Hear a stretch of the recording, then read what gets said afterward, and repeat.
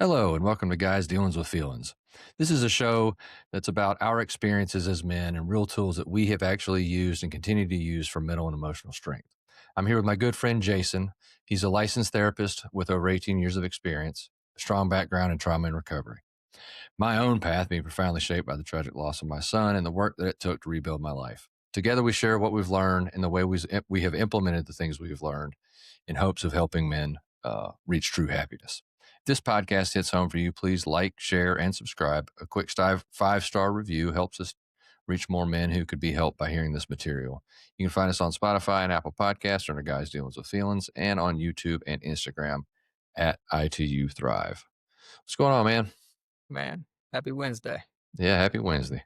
Yeah. So today, and this is going to fall into some things that you've talked about consistently. Pardon me. And that is how we again we really focus on. I focus on the United States and kind of myself. How we here in the U.S. focus on everything external, and we're really going to get into that today. We're talking about. Um, Something that a lot of men are quietly struggling with. Some of them, if you're like me, you didn't even struggle with it because you weren't even thinking about it because you were worried about some other stuff. But this is going on internally, whether you're thinking about it or not. But it, it it's the identity struggle and who are we? Where are we? Uh, Etc. So the world's changing fast, and the roles we as men grew up with don't look the same as they used to. Work is changing, relationships are changing, expectations are changing, and a lot of guys are just asking themselves, who am I in the middle of all this? And even when they don't ask themselves, they're still suffering the consequences of not understanding and adapting. So today, we're going to break down what identity really is, why it gets shaken in times of change, and how you can rebuild a stronger sense of self no matter what's happening around us. So we're going to start out with why we feel lost in the environment we currently find ourselves in. So when the world is changing fast, men often feel like they're losing their place in it. And before we jumped on, you mentioned just the overall toxicity of the, I guess, society. Correct me if I'm wrong. Society, environment, whatever it is that we find ourselves in every day in the U.S. So if you just give us a, don't break it down to the end, but kind of an idea of what you mean when you say the toxicity of the environment. I'm going to go through some things that guys are kind of dealing with, that we as men are dealing with, that'll fall in line with that. Okay. Well, and let me say, I'm not saying it paints the whole picture, right? Sure. Yeah, just an So, idea, because I think we all yeah, know. I I think we got all you. know, like shit is Yeah. fucking broken Well, around so us. here are a few things, and we can all refer to our own experience. I was born into a space that was full of division. Was categories, right? Like comparison, good, bad. I grew up still in a space where black and white fights occurred. I mean, I was born in '78, right? So division, um, hypersexuality, just to name a few. Hmm. The educational system doesn't teach us what it means to have a body mind. It teaches us how to be good workers, really. The economic system, capitalism, runaway greed, right? Adds to a toxicity in the environment, just to name a few. Yeah, and all those things are so shoved in our face every day. I feel like we're just surrounded by it, whether it's the TV or the phone trying to sell you something. It's your coworkers or partners, the conversation they bring up, whatever it is. And we often, and I don't, we don't get into politics on here or even economic systems like capitalism. I'm not saying we know the answers, but we do know that there's a large imbalance to the distribution of funds that are used as uh, in this country. Funds are used as a form of freedom. They give you more freedom, and so when people don't have them, they're Freedom of movement, not freedom yeah, of spirit. Sure, a or 100%. freedom of Freedom to do yeah, to do anything other than go to work to get more of it to pay the bills, which is where so many of us find ourselves, is we're just going to work every day, and maybe 6 days, 7 days a week, just trying to pay the bills. That's not so you can have the boat and the RV and 2 or 3 vacations a year. That's not what the 7 days a week is about, like maybe one day it was. Today, that's just about getting by. That versus people buying, um, monster yachts and making rockets, like, in the same yeah, country. yeah, yeah, yeah. So, uh, that disparity is what you was mean when you say that, and that trickles down so much because it's targeting us.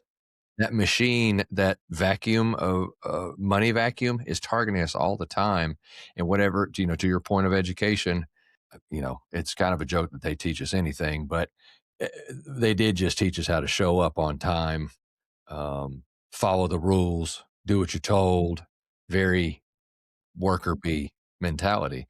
And maybe in hindsight, that's what they're trying to teach us. So into that, I'm gonna hit some bullet points. Traditional roles are shifting as a provider, protector, leader. This is as pertains to men.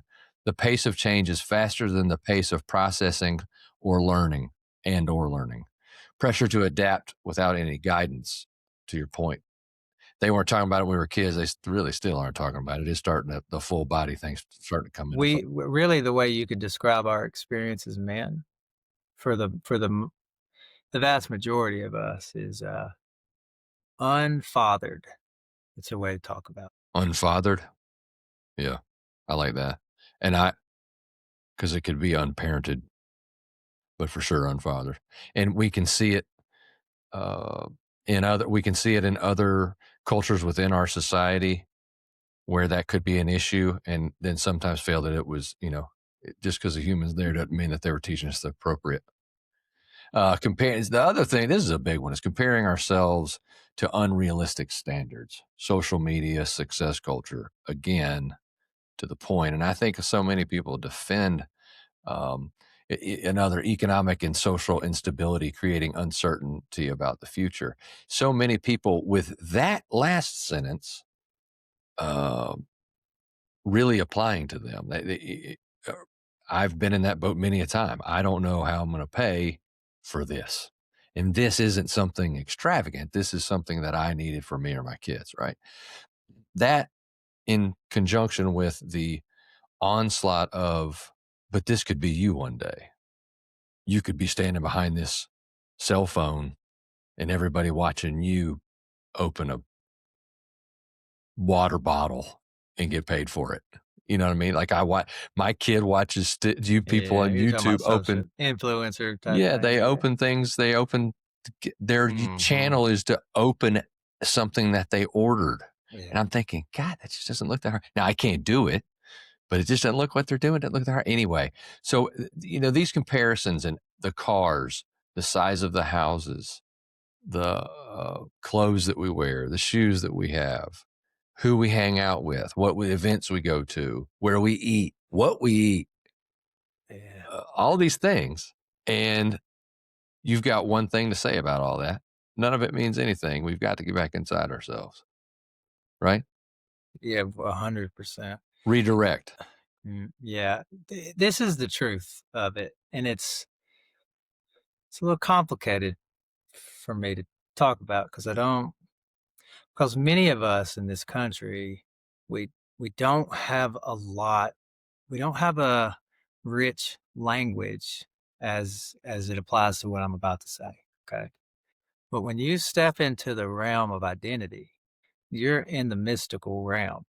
That has always that idea, that search for who we are has always been contained in the spiritual dimension, in spiritual paths, always. Can you give us an example? If you looked at any like Buddhism, uh, which has many different sort of flavors and tastes with different things, different schools emphasize and focus on. Uh, in other regions of the world, in India, there are many different. the yogic philosophies, the yogic system, Advaita Vedanta. Can really go on for quite a while. There's always a component in these systems that focuses on the self. Okay. And the idea is that there is a higher version of ourself that we don't have access to, right? I think everybody's familiar with that idea, right? And in reality, the reason we don't have access to that truth of who we are at the deepest level, right, is because of the system that we all live in and how much stress it puts on the body, which then causes a person to move around in their life consistently focused on thinking, which means they're consistently focused on the past, which means they're consistently focused on a smaller version of themselves because a larger version of ourself is found in the direction of feeling. I know it might sound a little foreign and we can talk more about it, but I just wanted to start there. Well, I Like think it's when a you get into, let me just say this, for all of us, we can refer to our whole life and we'll find ourselves there. Just me. It's the sense of me. When I was 5, I was sure. 10. So identity is not about adding things to. Really what happens for us as human beings is we come to a point where we're awakening, we're removing false ideas about ourselves, very limiting ideas about ourselves. So essentially what happens is humans get to a point where there are all these confused identities that we relate to, just like roles and other things. Those are things that are added to our life here as a human. Yeah, and I think it's all understood everything you just said. I understand it, and I encourage others to go back and listen to other things you go into that um, those in detail in some of our past shows, and I think that, and this is something I know well because I lived it. Is so many of us are so far from that statement about being in touch with ourselves. We're very in tune with the part of the statement that says you're walking around thinking all the time. That's all of us. We're just walking around thinking. We're not even thinking that we're thinking. It's just Yeah, what's our happening. That's just minds are life. just full of Right. thoughts, the Cor- past and the future. Right. And so I've got some things here. It's what an identity crisis actually looks like. And we need to understand it's not a weakness. It's an internal system trying to recalibrate itself. So these things will hit with people who haven't even understood that they don't understand these symptoms, if you will. Feeling directionless, questioning your value or purpose, overworking or withdrawing, feeling like you're behind in life, numbness, not excited about much, mood swings, or short fuse. So those are symptoms I definitely could have related with. Um, I still have some of the issue. I have a constant thing that I deal with that I know is societal. I know it has nothing to do with the quality of my life. And yet I obsess over it. And, I know what's happening. And so in the next segment, after we get through some of these symptoms, we'll talk about how some ways to attack these things. And I'm implementing these things in my life because I'm dealing with it myself. And I think so many of us deal with it. It's the economic chase that we put ourselves in. And no matter what I tell myself, and I even know where it comes from in my belief system and my inner child and all that, I don't know. Maybe I'm not living it enough. I just got to keep working. So I'm implementing these tools that we're talking about. These are very real things for me. And hopefully others will understand what we're talking about. And when they hear those things, be like, hell yeah, that's me. And how could we not suffer this when we're having trouble paying the bills, when our wives work as well, and our kids had to kind of do without this or that because we're just trying to, y'all want to eat, don't you? I Yeah. mean, it's like it slid from all we've all playing travel ball and everybody's got all the gear for all the stuff because I mean even that's crazy. Like to play travel baseball is totally an economic thing. If you don't have money, you're gonna have to get good in the sand lot and get noticed around sixth or seventh grade, one of these private schools, right in Nashville. Because and I think this travel ball thing is a nationwide issue, the time consumption, the young age at which we're doing the same repetitive motions over and over and over. All these things I think are, it's overboard, but it's just another microcosm of our society as a whole. We're doing all the things that way with an almost obsessive approach. Uh, And again, it's in the chase of something economic. You ask a parent who's doing a travel ball, and this is just all on a whim. I just came up with this, but you ask them, their goal is to be modest. They'll say to reduce the financial burden of college, which up until now, baseball was not the route to do that. And second, you know, deep down in there somewhere, they think their kid's going to make it to the big leagues. That's what's driving it. Well, why would you want to make your kid make it to the big leagues if they didn't really choose that? Well, because of the financial reward that goes with making it to the big leagues. yeah. And so it's, the time spent at the practices, the ball fields, the amount of money spent on the gear, et cetera. And most of the time it's an obsession the parent has, not the Yeah. child. Um, and I think that's a very good microcosm of what we're discussing here that we do as adults to ourselves, right? Well, and we repeat a pattern. So I grew up playing competitive travel baseball, and And even then it was a little crazy, wasn't it? yeah, not like it is today, but it's just younger today and more. Um, but at 18 years old, after Brian's dad passed away, and it was just another trauma that wasn't processed, Mm-hmm. that was added to earlier traumas when I was a kid that weren't processed. I quit playing, and when that happened, a way that you could talk about it, it was an identity crisis. Who was I? I mean, I completely identified with that being a baseball player, right? And all over the world, and for thousands of years, there has been this concept, and it related to the question, "Who am I?" And all over the world, it has been suggested that it's the most important question any of us can really ask. The thing about our culture is we're so distracted, we never get to that question. It doesn't happen. So what happens then, we run around trying to add all these things to it, when in reality, identity is natural.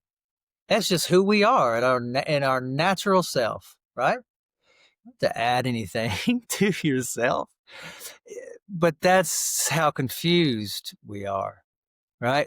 But we're not familiar with that being the most important question we can ask, right? And and they also it's also suggested, and it's going to sound a little wild, that the way it really works is when you ask that question, that you be quiet. You pose that question and then be still. And the idea is that the answer arises from the depth of our being, remembering who we are, how natural it is to be ourselves. You don't have to add anything to yourself. you, you see what I mean? And so I see that what you mean, but the practice of that is is much harder beyond to do complicated. Right. than it is for you to say it. Well, and it actually really speaks to where we are. So how this is how I would kind of relate to what you said, okay?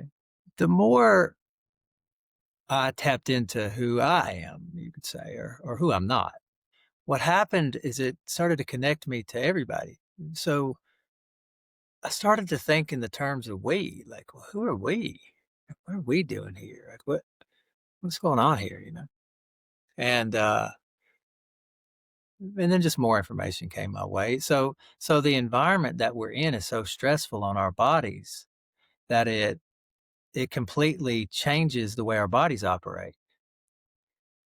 the heaviness of our experience as human beings affects every dimension of our systems. So it affects the way the brain develops. It affects the way the uh, nervous system develops, the organs, the entire everything, the way our cells operate. It's just how heavy it is here, right? And so it's it's it's made it to where we're all walking around with bodies that are just completely affected by the past. Like for example, most of us are walking around with a sympathetically dominated nervous system, meaning we're always bracing for loss.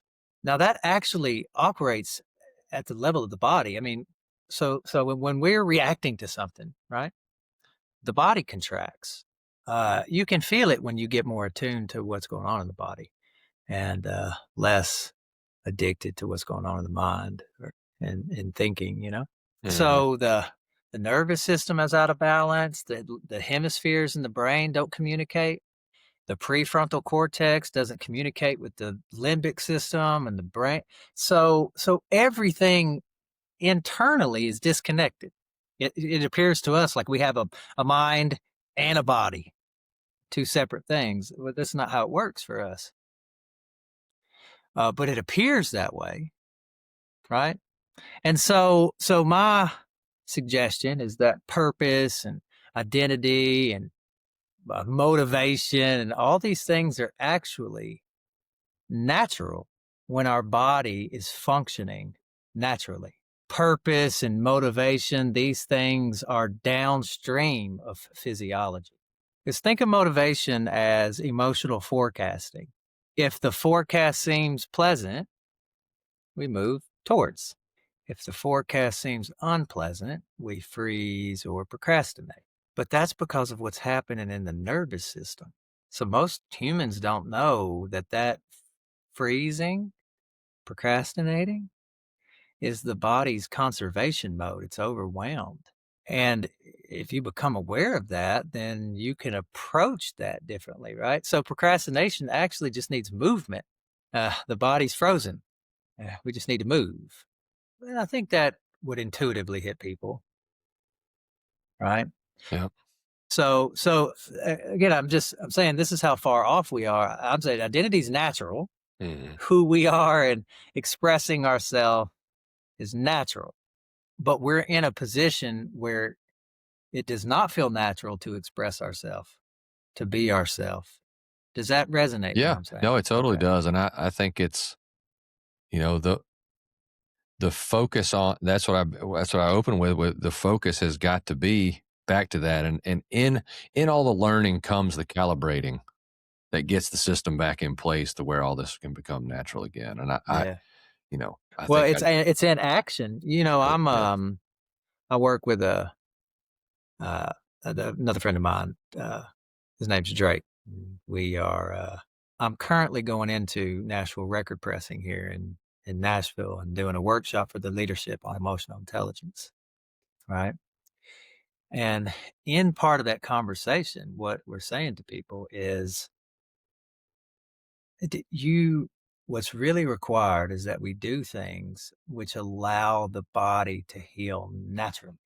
So the nervous system will heal naturally, right?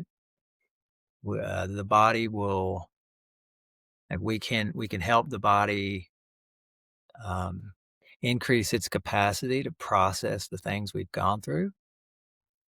That all flows through the nervous system, and that doesn't come through trying harder. Doesn't come through making decisions about it. It comes through sitting down and letting the body relax long enough to begin a process of regeneration. Which I think there's so much that goes into that statement you just made. Yeah, It's a lot of work. I think yeah, it's, it's the food that we take in, it's the blinking screens that we take in, it's the relationships that we have. It's, are we putting our body into motion physically to make sure that it's calibrated? There's a lot that goes into what Jason was talking about. We've touched on it before, but stick with us. We want to touch on those again. To go into some of this, to kind of give you some definitions on the mistakes men make. We build an identity around external angles. That's what we've been talking about. If your identity depends on things that can be taken away, then it is not your identity, it's an attachment. So men often base identity on their job, income, physical strength, relationship status, titles or achievements, being needed. And if any of these change or collapse, whether through death, through bad decisions, through mistakes, whatever, uh, it is a collapse of that identity. And Yeah. I've heard, going through Joel's death, and then later on, I'm listening and reading things, and I heard somebody make a point that was that really touched with me, and it was death. Like people we love are like the legs on a stool, and so when one of them is lost, it is like losing one of the legs on our stool, and that's how it feels to us.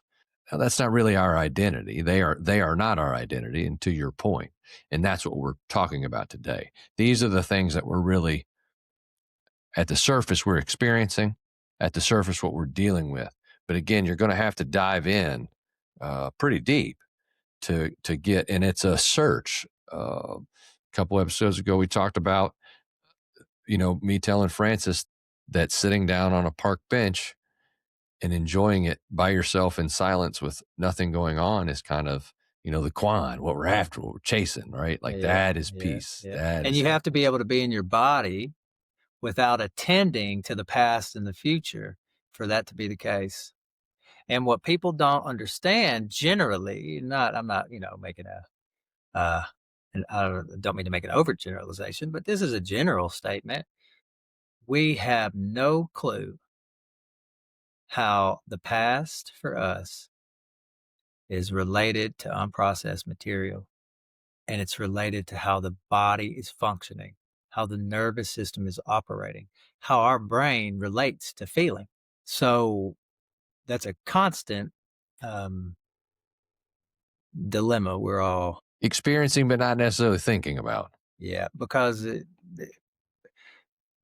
well, because generally when the past comes up for a lot of us, we go into it, we analyze it, we re-experience it, right? But that's because we don't know what it's for. We don't even know who we are to know why it's even there. Again, we weren't told what it means to have a body mind. Like there's not things that we were really informed about. So yeah, if I'm going to sit on a bench and just be there, I have to be able to exist in my body, feel things without thinking about it. You see what I mean? Yeah, I I don't know who all's tried it. I know I have tried, and I'm not the best at it yet. Again, I got a lot of work to do. That's a tough ask if you're not at peace and really there. And so a lot of us would have a hard time with that. Whether if you're like, oh, I could do that, no problem, go do it. And it's a good test. And so, things, and again, this is defining the, what it comes out as when I'm speaking to identity, what it is and isn't. So it is not a job or a role, a title, a position, or a skill, but it does come out in these things. So it is values, character, how you handle adversity, what you stand for, how you treat others, and what you choose consistently. So decisions that you make consistently, and that kind of the road that goes down. So your moral compass, if you will. And that again that's really who we are, and that's how it comes out of us. And if you're not in tune with those things, um, we discuss about rebuilding identity in real time. So there's three simple questions. Um, who do I want to be in this season of my life? What behaviors actually reflect that version of me? And what do I need to let go of that does not fit that identity anymore? So these are things, again, there's a whole lot of tools that we have discussed in the past and will in the future that we are not discussing now, that go into what Jason's talking about, from meditation to healthy diet to exercise, how you treat others, who you surround yourself with, what you surround yourself in, etc. So these are just things when we're talking about identifying, do I really have an identity issue? Answer these questions. What behaviors actually reflect that version of me? So my answer to that is the way that I treat others and constant inventory checkups for accountability purposes. So holding myself accountable. What do I need to let go of that does not fit that identity anymore? News, possibly sports, as well as external attachments. Those things are so uh, like big in my world, and letting go of them has just been very difficult for me. And I work at it. I was thinking work harder, I can do better. And who do I want to be in this season of my life is calm and kind. That's really the things that I'm focusing on um, always. Um, I'm in control. You don't find yourself, you decide yourself. It's something that I'm in control of figuring these things out. So I I know that, and I think that's everything we talk about. That this is all so interdependent on us doing all the things. Yeah, it's like a lifestyle Yeah, change. it's a major lifestyle Yeah. change, and with that comes so much. With change comes tumultuousness. I don't know if that's even a word, but Yeah, I mean, it's generally there's bumpy, yeah, it's bumpy, right? Like Uh, you're changing your friend group. Maybe you're yeah, changing your job. You're changing what you do lifestyle wise. So now you drink all the time, yeah, and so all your friends do. Now you're not drinking all the time. So who do you don't have any friends yeah, anymore? These type things. yeah, You don't go hiking or biking. You go do something yeah, that's more destructive to self. Eat yeah, eat bad food or whatever. So yeah. these things are all in conjunction with each other. We're going to every episode. We're going to try and give you a tool that you can utilize straight away, and something that you can use. And it's back to those questions that I was asked. So this is the identity compass. Quick 3-minute exercise, and when your external world shifts, this compass is going to bring you back to who you are, who you want to be. And I tell this to people a lot when shit's hitting the fan and our emotions are high, life sucks and we want to bitch about it. We really want to work hard on it. But when things kind of simmer down, our Right. emotions are all simmered down and all that. If we put ourselves to an exercise like this, calm, collected, and as best we know it, and we jot these things down, they can be for a compass for us, especially when we hit those emotional highs, lows, whichever ways they go. Because that's when we really start fucking up and making terrible decisions. So ask these 4 questions and write one sentence freeze. So value, what matters most to me right now? And my answer to that is enjoying life to the fullest. Standards, how do I expect myself to act? My answer, with kindness and composure. Strengths. What do I consistently do well? Being a friend, treat others with kindness and respect, and hold myself accountable. Direction. What is the one area I want to grow in over the next 30 days? And that's, I think, like I was talking about, what I'm taking in. I'd also like to do more volunteer work and focus on the transitioning of external to internal. So really, really putting a focus on that in my life. And um, kind of to encompass that, this is going to be a snapshot of who we are becoming, not who we were. So this is not about judgment. This is about fixing what's broke. And if any of these symptoms show up in your life and you don't like them, the way you feel, because they all seem pretty negative. Our value, how we feel about ourselves, these things, they're lost, confused, overworking, numb, don't really care about anything. All these things are so they just suck, man, and the life's so short. The older I get, the more I realize that. I still feel like I'm 18 years old, but the doctor's telling me I'm It not. doesn't feel that way when you get up in Yeah, the morning, though. and my body's telling me I'm not. My Yeah. eyes are telling me that, you can't see, you can't hear. So, it's such a precious thing, and often I know I waited too long to figure it out, and I'm glad I'm here now, and that's why we do this show, to try to bring this thing to light for everybody, to just Can I wanted to reflect really quick on and to say something that's, as clear as I can, right?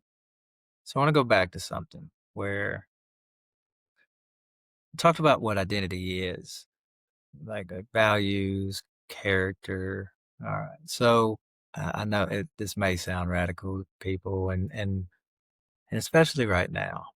Right now in our lives, the loudest voices are divisive. and actually it's just so overly simplistic. It's insane. Democrat, it's the oldest playbook in the it, divide and anyway.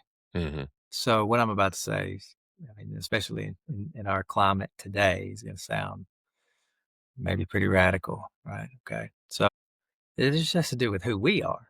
So we value peace. We value love. We want the best for each other without exception. The only reason that's not the case has to do with how we were conditioned by the world and the experiences and what we were taught. That's all. In our natural state, like little kids, we get along with each other, express ourselves easily. We're comfortable in our own skin. We're curious, creative, right? Inquisitive, maybe fearless to a fault. You know, we don't know any better. We're innocent. So that's what I would say. I would say our nature is innocence. The world causes that to be hidden. Now, here's this is here's the truth of it, that the way the world affects our body and the way the body operates, the way the nervous system operates, the way the parasympathetic branch is underactive. I could really talk a lot about the way the body's affected, but the way our body operates affects how we think about ourselves, how we think about other people, and how we think about the world. Right? Like for instance, if a body's in a fight or flight mode, okay, you can imagine the quality of the thinking patterns change. Probably more paranoid. I would say diminish too. When you say change, I change in a negative way. I got it. Yeah, just it shifts. But Hmm. I'm just speaking to the way No, I get it. Yeah. what's going on in the body is totally affecting perception and thought. But that's not something that we're really generally familiar with, right? That the way the body operates is affecting how we think about ourselves in the world. That's not really, we don't, many of us don't have an intimate relationship with that, you see? Hmm. Um, because most of our life is trying to avoid what we don't want to attend to, you know? Fear, I think. You said it before. It's pretty, Most of yeah, our that's lives are being driven by fear. by fear. Yeah. Yeah.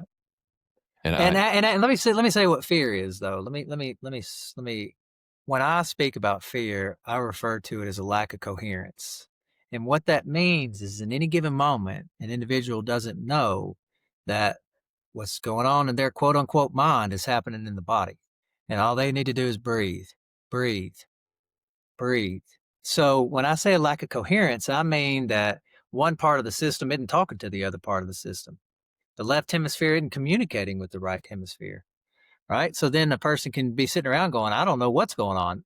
Well, it's actually pretty natural to know what you're feeling and to know what you prefer to feel and what you prefer to let go of.